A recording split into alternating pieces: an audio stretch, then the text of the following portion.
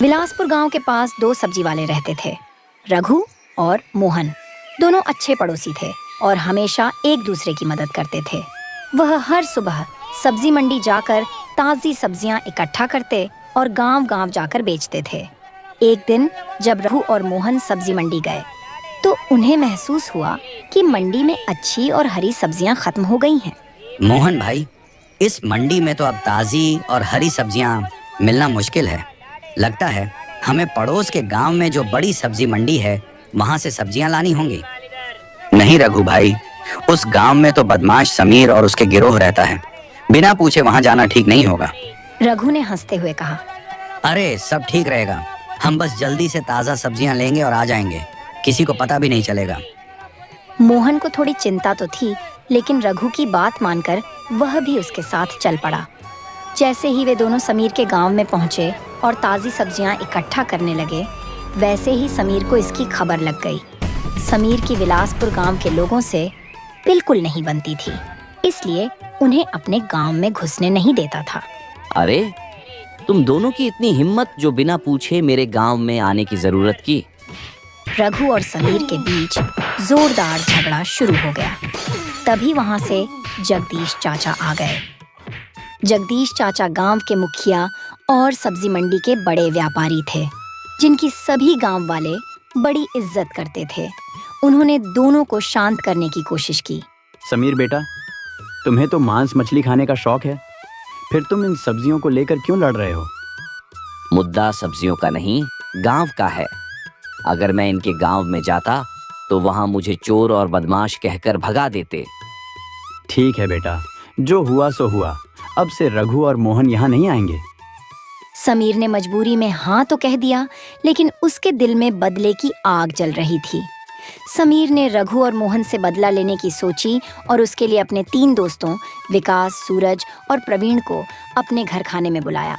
खाना खाते खाते समीर ने उन्हें भड़काना शुरू किया।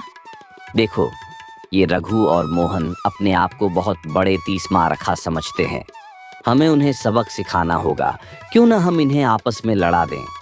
जब ये अलग हो जाएंगे तो अकेले सब्जियां लेने आएंगे और तब हम इनसे बदला ले सकते हैं। मुफ्त का खाना खाते हुए विकास और प्रवीण समीर के बातों में हामी भरने लगे, लेकिन सूरज को यह सही नहीं लगा।